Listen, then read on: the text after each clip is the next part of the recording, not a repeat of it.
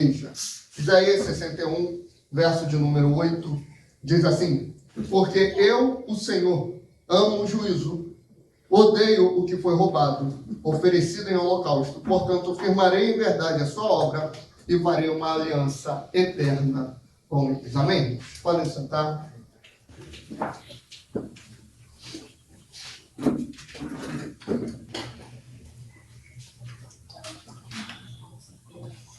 A igreja é o cumprimento da promessa de Êxodo, aonde o Senhor vira no capítulo 19 de Êxodo para o seu povo e fala: eu farei dessa nação uma nação sacerdotal. O sacerdócio nada mais é aqueles que cultivam a presença de Deus. Aliás, quando o Senhor vira para as tribos, ainda Deuteronômio vai falando sobre a divisão das terras e a herança de cada um. Nós temos falado disso nos últimos dias, tanto na quarta como nos últimos domingos. A herança que a tribo de Levi recebe, representando o sacerdócio, o que é? É a própria presença de Deus. A herança da tribo de Levi é o próprio Senhor. Você vai olhar a tribo de Rúben, Simeão, Judá, Dan, Naftali, Gad, Aser e todas as outras tribos. Aparentemente elas receberam mais, porque elas receberam o material. Elas receberam aquilo que elas podem ver. A tribo de Levi foi separada por Deus para ministrar diante do Senhor, para sacrificar diante de Deus, para cultivar a presença de Deus. Algo que não foi separado e reservado para as outras tribos. Ou seja, os levitas eles eram privilegiados. E aqui em Isaías 61 a gente vê que o propósito dele com a igreja é transformar a igreja nesse sacerdócio. Na realidade, quem é a igreja já é sacerdote da parte de Deus. E Deus, ele age, irmãos, com muita coerência dentro daquilo que ele estabelece como verdade. É por isso que aquela falácia de cada um tem um Deus ou cada um tem a sua verdade, ela não pode ser uma realidade. Primeiro, a verdade ela não é um fato em si mesmo. A verdade, ela é algo que foi criado, que foi estabelecido por Deus. O padrão de Deus foi estabelecido por ele. O padrão de como o mundo tem que agir, tem que andar e tem que viver, foi estabelecido pelo próprio Deus. Não foi estabelecido por um homem, não foi estabelecido por um líder, não foi estabelecido por um pastor. Foi estabelecido por ele. Então a verdade ela é uma só. Assunto vencido. E Deus ele é um só. Não existe a forma como eu sirvo a Deus e não existe a forma como você serve a Deus. Quando a gente olha como devemos conduzir a nossa vida, existe um padrão. Quando a gente olha sobre a família tem um padrão: homem, mulher e os filhos. Aí vem as alternativas que a sociedade cria. Qual a primeira alternativa? O divórcio. Qual a segunda alternativa? O homossexualismo ou homossexualidade. Não sei como é que fala, né? Aí a terceira alternativa, zoofilia. Pois é, tem por aí, homem casando com bicho. Tem lá para o Oriente, lá para o pessoal do olho puxado. Tem, não sei como é que chama, né? Mas eles casando com personagens fictícios. Então eles vão criando alternativas àquilo que é o padrão, aquilo que já está estabelecido. Não é porque a Bíblia ela não fala de determinado assunto que esse assunto ele é permitido. Vamos pegar a questão da família, por exemplo. A Bíblia ela fala contra o divórcio? Ela fala. A Bíblia fala contra o homossexualismo? Ela fala. Ela fala contra a zoofilia? Ela fala. Se não me falha a memória, Êxodo 22 vai falar sobre isso. Agora, ela fala contra os personagens fictícios, casar com eles? Ela não fala, até porque não tinham. Só que como a gente sabe que é pecado? Porque quebrou o padrão, quebrou aquilo que é estabelecido. Então, a nossa denominação, a nossa congregação, a Igreja Aliança Cristã, ela caminha nos passos dos puritanos. Como é que os puritanos, século 17, 18, eles pensavam? Não é porque a Bíblia não diz que é permitido. Só é permitido aquilo que a Bíblia diz. Só é permitido aquilo que a Bíblia estabelece. Se quebra um padrão que foi estabelecido, aí sim, nós estamos em pecado. Por exemplo, A cor da parede da congregação. Tem algum modelo, um padrão estabelecido? Não tem. Não tem. Agora, a família tem um padrão? Tem um padrão. A gente deve seguir o padrão e o modelo que ele estabelece. Isso é justiça. Isso é juízo. É aquilo que Deus estabelece como a sua verdade. E a verdade dele é a verdade estabelecida no cosmos. É a verdade estabelecida na realidade. E ela é imutável. Ela não tem variante. Ela não tem tangente. Por isso que ele fala, ele ama, eu, o Senhor, amo o juízo. Ele pega duas situações, dois contextos, duas realidades que a sociedade insiste em colocar em oposição quando se fala de Deus. Primeiro é a questão do amor. A gente vai ouvir, cansar de ouvir o mundo proclamando, Deus é amor. Mas Deus é amor. Ele não pode ser contra o pecado da homossexualidade. Por quê? Porque Deus é amor. Ele não pode ser contra o pecado do lesbianismo. Por quê? Porque Deus é amor. Ele não pode me condenar por causa de fornicação, porque Deus é amor. Ele não pode me condenar por causa de avareza, porque Deus é amor. Ele não pode me condenar por causa da gula, porque Deus é amor. E por aí vai. Eles colocam em oposição o amor de Deus e a sua justiça. Tanto que a gente tem o costume de falar, Deus é amor, mas é justiça também. Uma coisa não opõe a outra nos atributos de Deus. Uma verdade não invalida a outra. Na realidade, as duas estão acompanhadas. Deus, ele é amor porque ele ama o juízo. O salmista, ele vai falar no capítulo 89, que justiça e juízo são a base do seu trono. O fundamento onde está estabelecida a santidade de Deus, a autoridade e o governo de Deus é a justiça e é o juízo. E quando ele fala que ele ama o juízo, ele está dizendo assim, eu vivo em santidade. É por isso que os anjos que estão à volta dele lá em Isaías e lá em Apocalipse proclamam o quê? Santo, santo, santo. Proclamam e ecoam e divulgam a sua santidade. Porque ele é tão puro de olhos que não pode contemplar o mal.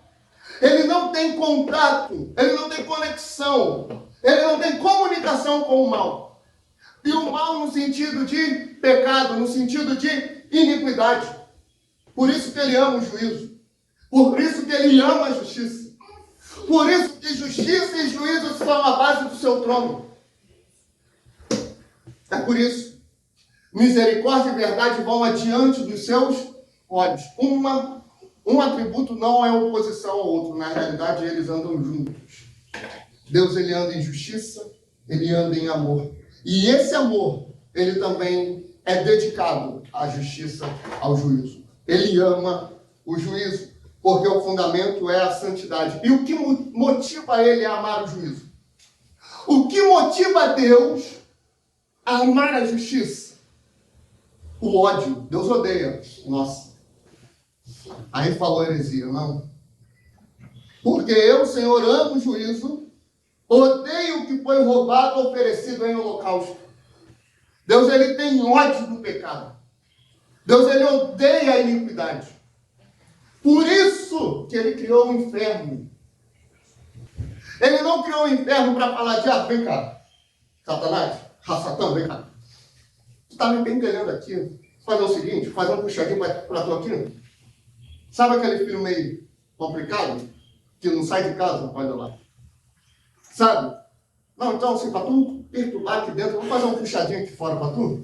Vai lá, vive a tua vida. Não foi isso que Deus fez.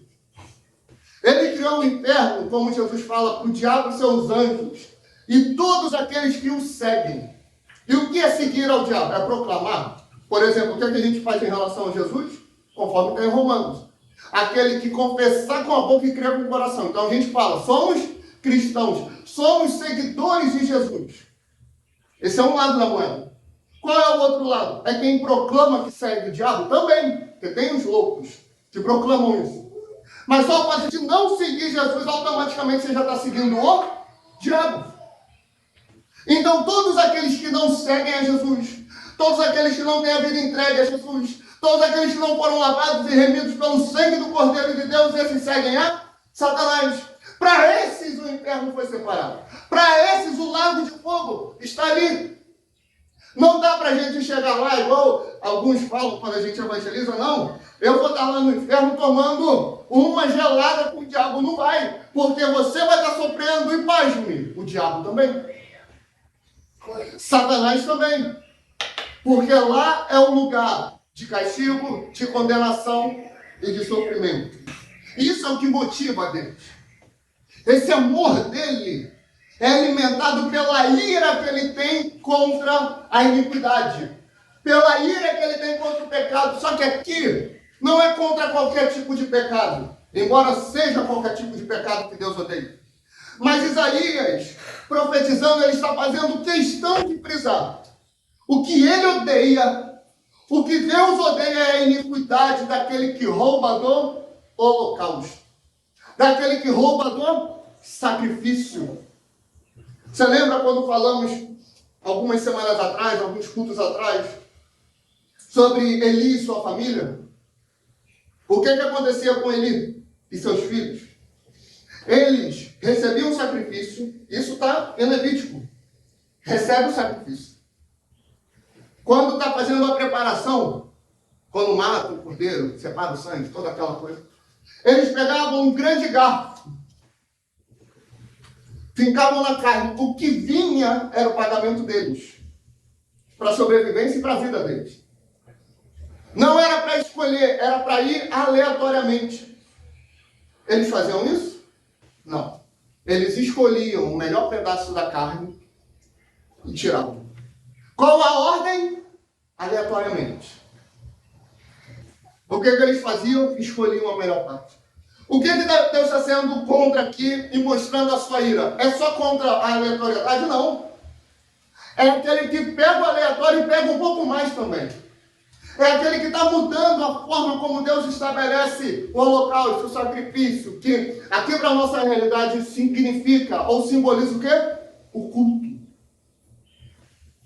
Deus, ele odeia quando a gente tira um elemento do culto ou acrescenta algo ao culto que nós temos que prestar a ele. Se não, vejamos. Deus, ele deseja ser adorado conforme as Escrituras estabelecem. Você lembra lá de João 4? O Senhor encontra aquela mulher, a mulher de Samaria, a samaritana. E ali na conversa com ela, naquele embate, ela vira e fala: Senhor, aonde é que a gente deve adorar? Os judeus dizem em Jerusalém. Nós dizemos que é no monte, seria o Monte Gerizim. Aonde a gente deve adorar? O Pai procura verdadeiros adoradores, que adorem em espírito e em verdade. Primeiro ponto. Se tem os verdadeiros, tem os falsos adoradores. Se tem os verdadeiros, tem os falsos. E a forma da adoração é em espírito. A gente não vai falar sobre isso hoje, mas ela é em verdade. A adoração, ela é racional. O culto é racional. Aliás, Romanos 12. Rogo-vos, pois, irmãos, que apresenteis o vosso corpo como um sacrifício vivo, santo e agradável a Deus, que esse é o vosso culto racional. Os cultos hoje como é que são? Completamente emocional. Tem um tipo de culto em uma denominação que eles vão lá, chegam na igreja, já está toda aquela ambientação. Está tudo preto, a parede, né? Parede preta, só que não está só a parede preta, não. Está a luz apagada, está tudo escuro. Já te induzindo emocionalmente. Aí tem aquele fundo musical, aquela coisa já para te mover ali no sentimento, te mover ali na emoção. Aí esse culto, eles dizem que é o culto onde vai ter cura. É o culto aonde Deus vai falar, aonde Deus vai fazer e por aí vai. Esse culto, ó, enche. Como se eles tivessem feito um contrato com o Espírito Santo, falando: Espírito Santo, nesse dia o Senhor vai agir. Essa é a modernização do culto de libertação. Você já deve ter ouvido falar. Que você vai no culto, aí lá o negócio o buraco é mais embaixo, né? Aí começa a botar a mão na tua cabeça, tu tá tranquilo. Mas aí fica aqui, ó. Não é? Fica mexendo. Fica mexendo, te induzindo a você cair para simular uma pseudo-libertação. Cadê a racionalidade? Cadê a mensagem? O que liberta? E conhecereis a verdade. E a verdade vos libertará. Se o Filho vos libertar, verdadeiramente livres sereis. A gente vai tirando a racionalidade do culto e vai colocando a emoção. Mas, Vitor, aquilo mexe comigo. Queridos, quantas vezes eu preguei e alguém não chorou? E cadê o fundo de teclado? Queridos, se Deus ele precisa de uma ambientação, induzindo o emocional do ser humano para agir, então ele não pode usar nenhum profeta na rua.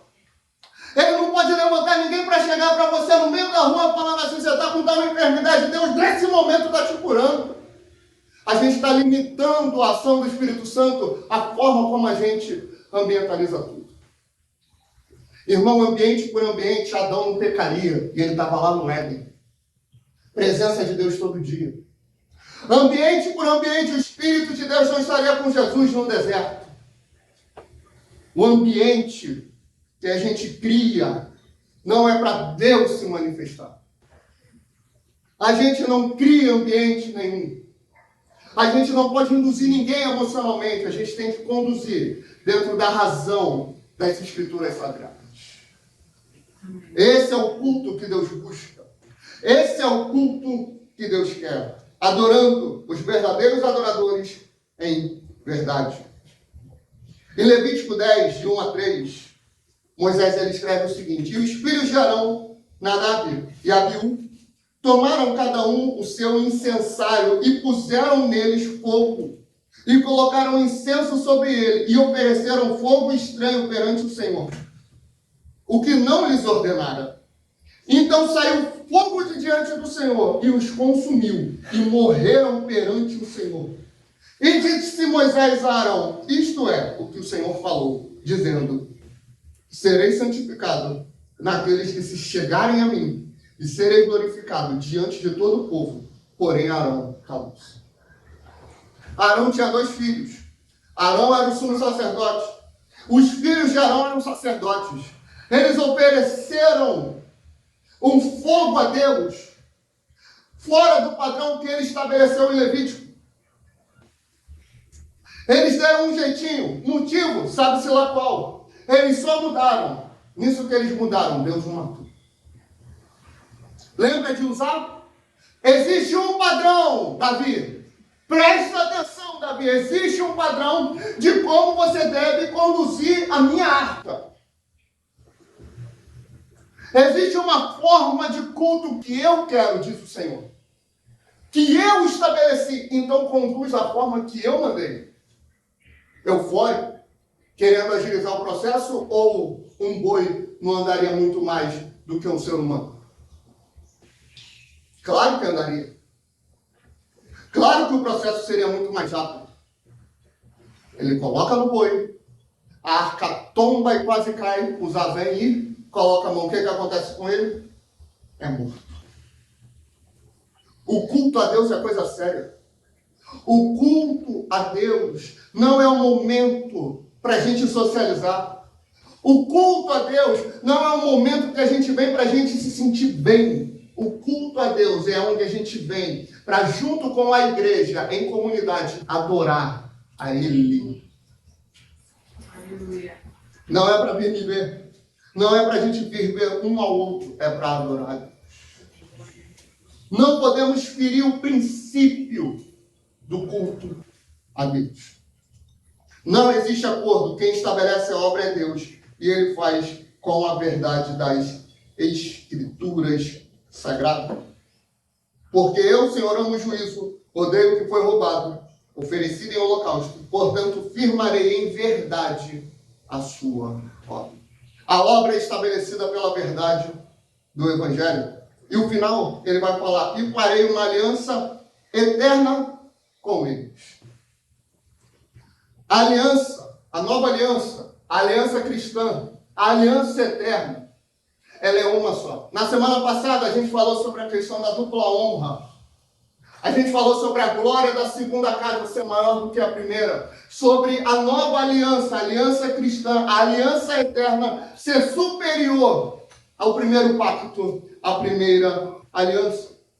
Nós não estamos sob o regimento do sacerdócio levítico. Nós estamos sob o regimento do sacerdócio judaico. De Judá. De Judá é melhor do que judaico.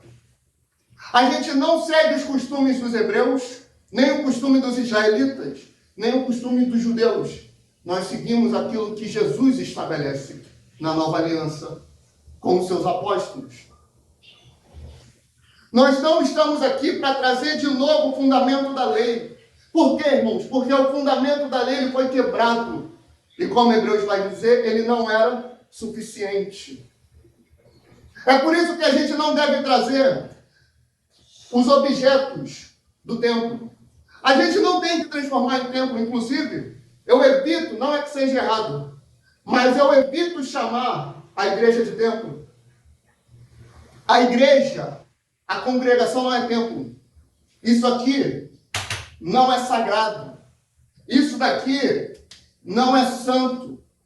É uma oferta que os irmãos fizeram para que a igreja fique aqui por um período, até ela ter condições de alugar o seu próprio espaço. É uma oferta. A congregação que a gente vai ter, o espaço que a gente vai ter, só é um espaço. O que é o templo no Novo Testamento? É a própria igreja, o corpo de Cristo, mas vós sois o templo. A antiga aliança, o templo, ele é fixo, a presença de Deus é lá. A nova aliança, o templo é aqui, a presença de Deus é aqui. A segunda aliança é superior à primeira. Na primeira aliança, separem o dízimo de tudo que vocês têm. Na nova aliança, entreguem toda a sua vida. A nova aliança é superior à primeira. Na primeira aliança, na velha aliança, separa o sábado e consagra ele para mim. Na nova aliança, separa todos os dias da tua vida e consagra eles para mim. Na antiga aliança, olha só, você tem que ir e lembrar do meu sacrifício, lembrar da minha redenção quando tiver a Páscoa. Você faz isso. Na nova aliança, a gente tem a ceia do Senhor. Façam isso em memória de mim. Lembrem da minha redenção, que é uma vez só. Na antiga aliança, todo ano tem que sacrificar. Na nova aliança, na cruz do Calvário, 2024 anos atrás, um pouco mais, ele foi morto em sacrifício pelas nossas vidas. Um sacrifício só na nova aliança. Na antiga aliança, o sacerdote, para entrar no templo, ele tem que sempre lavar as mãos. Ele tem que sempre lavar a mão em testemunho da sua santificação. Na nova aliança, um batismo só, porque houve só uma regeneração e transformação e somos convertidos a Deus. A nova aliança é superior à primeira aliança. E essa aliança, irmãos,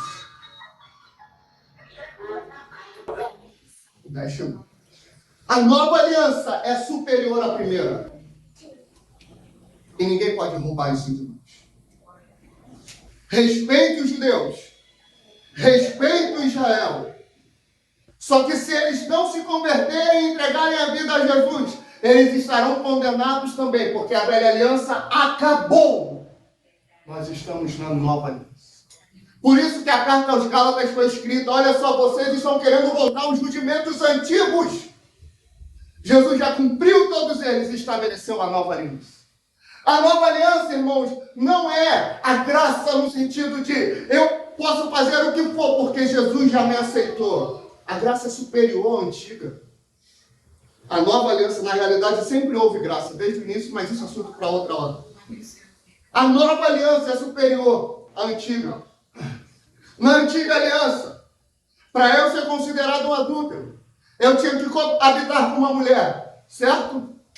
Na nova aliança, como é que é? Se eu olhar com a intenção impura no meu coração, eu já adulterei, eu já pequei, eu já traí. E aí, o que é mais fácil, a antiga ou a nova? A antiga. Na antiga, separa o sábado, está tranquilo. Na nova, separa todos os dias. Na antiga, vem aqui, separa o dízimo, está tudo certo. Na nova, separa tudo que tu tem. Separa toda a tua vida. Quando é tudo que tu tem, eu não estou falando para vocês virem, colocar ali na urna todo o dinheiro de vocês, não, mas é o teu tempo. São os teus pensamentos. É o que tu tem de material. É o que tu tem de emocional. É o que tu tem de físico. É para entregar tudo a Ele. A nova aliança é de uma exigência superior em relação à primeira aliança. E essa aliança, irmãos, ela é eterna. Ela não vai acabar. Ela é definitiva. E ela durará para sempre. Conforme está o texto de Jeremias, que está bem aí na frente. Eu colocarei a minha aliança, a minha lei no coração de vocês. E Hebreus vai repetir isso. A nova aliança, ela não é na carne, mas ela é no coração. A doutrina da igreja, ela precisa ser observada a partir do Novo Testamento. Isso é fundamental. Existe um crescimento com a ascendência da internet, dos judaizantes, daqueles que querem pegar e misturar a igreja com os costumes judaicos. Não. Eles têm o costume deles.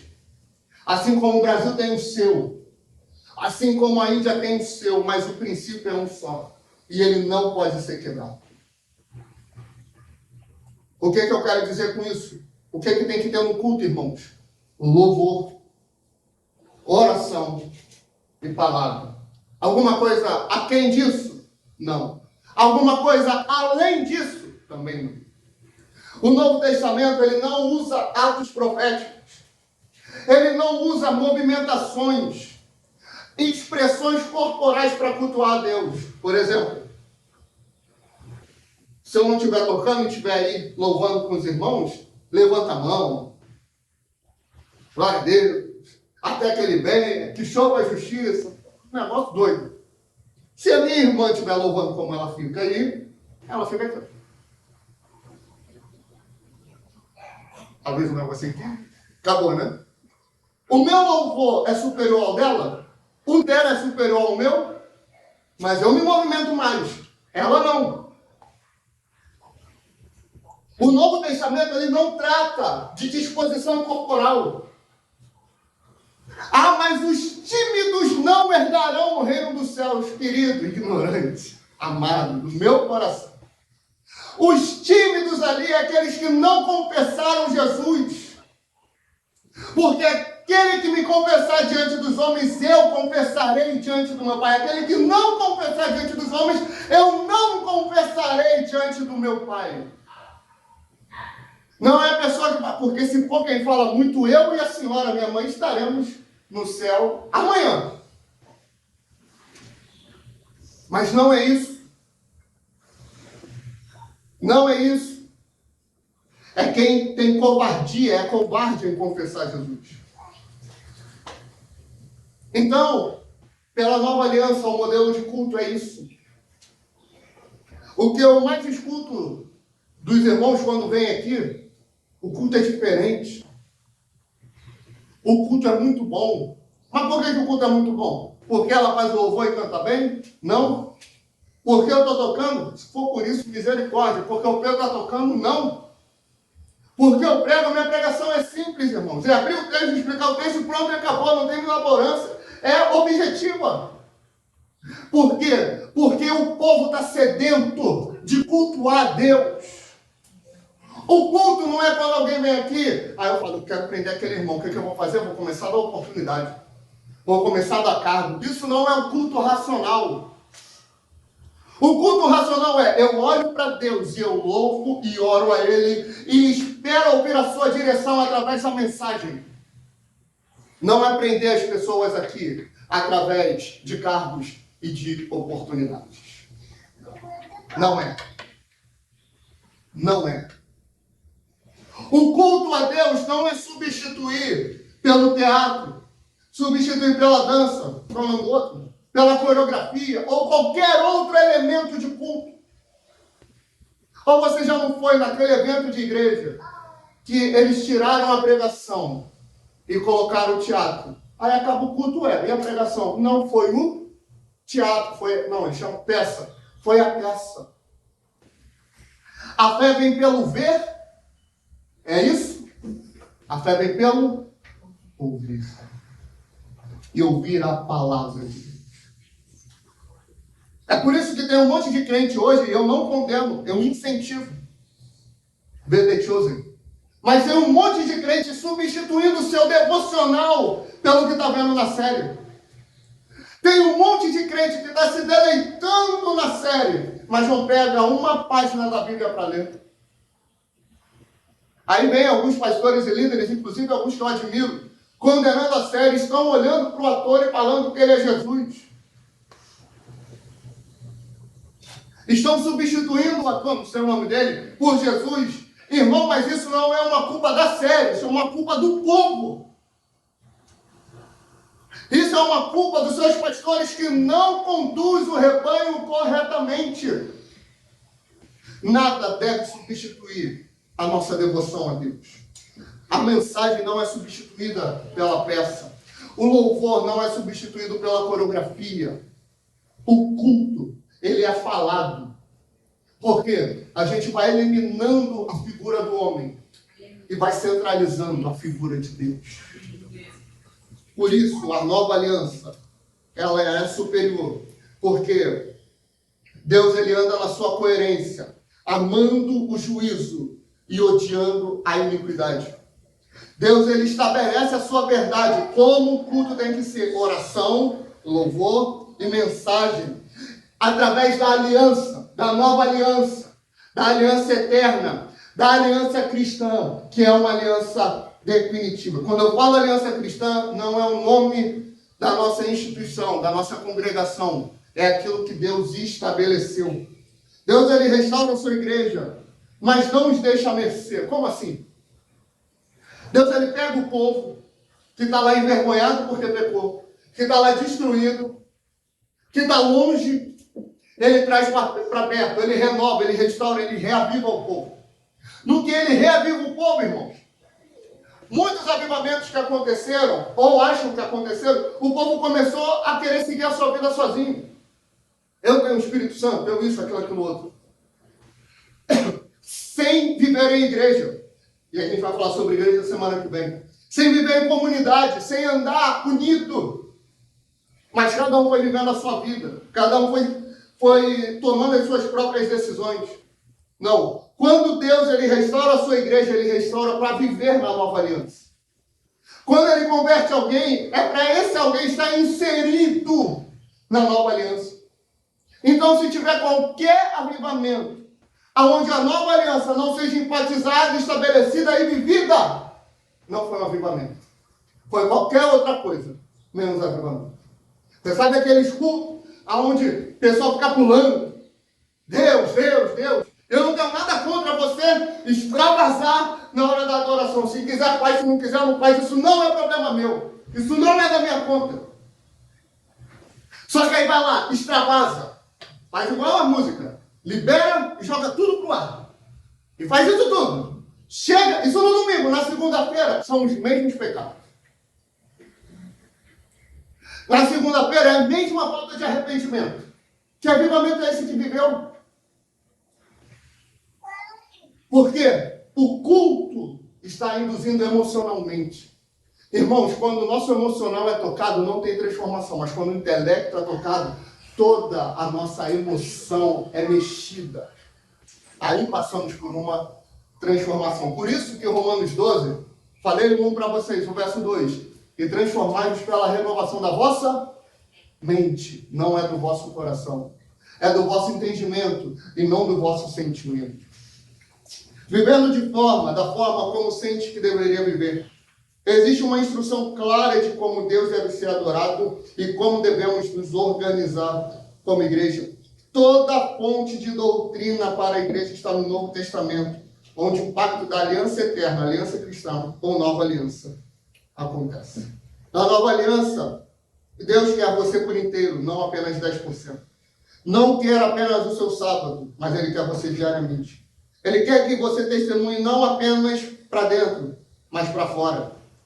Observar o Novo Testamento como um mandamento. E a lei, o Antigo Testamento, para adquirir ensinamentos de Jesus. Eu não estou abolindo o Antigo Testamento, amém? Eu não estou dizendo que não presta. Inclusive, eu estou pregando em que livro? Isaías. Ele está onde? Antigo Testamento. Paulo fala tudo que foi escrito, referindo-se à lei e os profetas, para o nosso ensino foi escrito. Ou seja, tem a sua importância e a sua validade, mas lei e regra, nova aliança. É só ler Hebreus. Lá pelo capítulo 6, 7, 8, 9, por ali. Até o 10, Paulo ele vai ensinar. Aliás, não sei se foi Paulo, né? Eu tenho um costume de falar que foi Paulo, mas não tem uma evidência clara. O escritor ele vai ensinar sobre isso. Fato é, irmãos, vivemos na nova aliança. E viver a nova aliança é cultuar corretamente. Quando a gente for falar daqui umas semanas sobre seitas, heresias, falsos profetas, falsos pastores, a gente vai ver uma regra muito interessante. O falso profeta, a seita, não é só aquela que tira algo, mas é aquela que executa aquilo que está na Bíblia e acrescenta um pouco mais. O nosso culto não tem nem que acrescentar e não tem nem que tirar. É para fazer o que está estabelecido. Amém? Vamos ficar de pé, vamos orar, vamos falar com o nosso Deus.